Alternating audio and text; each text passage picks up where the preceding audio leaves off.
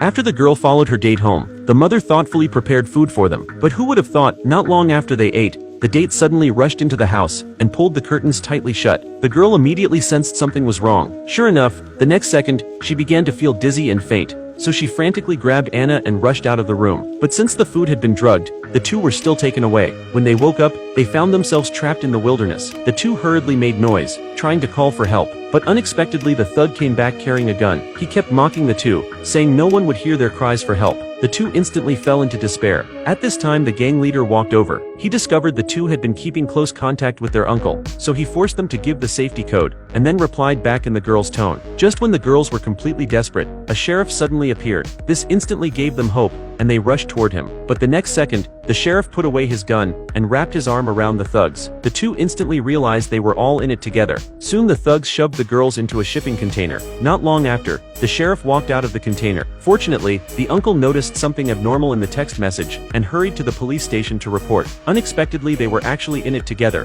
The sheriff casually brushed him off with a few words, then told him to go home and wait for news. In despair, the girl made a shocking decision. She pretended to get close to one of the thugs, then attacked him when his guard was down. After completely dealing with the thug, the two unlocked the chains. When the sheriff returned to the scene, he discovered the two were long gone. The next second, a car engine suddenly roared from behind. It turned out the two had secretly hidden nearby and seized the chance to steal a car. As they were leaving town, they unexpectedly ran into two strange girls. Thinking of the torment they had just suffered these days, the two didn't hesitate to return to the town. They went to a store to buy some tools and asked the owner for the gang leader's address. Meanwhile, the gang leader had just arrived home, unaware of what awaited him. When he opened the refrigerator, he suddenly sensed something was wrong, but he was still ambushed and knocked to the ground by the two. They tied him to the table and began their revenge. Meanwhile, the uncle, after leaving the police station, kept searching the town for traces of the two. After constant asking around, he found the gang leader's address, but just as he arrived, he suddenly heard a miserable scream. When he rushed inside, he only saw the room in chaos and the gang leader barely alive. At this time, the two girls were following the address they forced from the gang leader to find the masked man who had assaulted them. Although they didn't know his face, they successfully identified him by his tattoos. The girl swaggered straight through the front door, but the man didn't see her as a threat.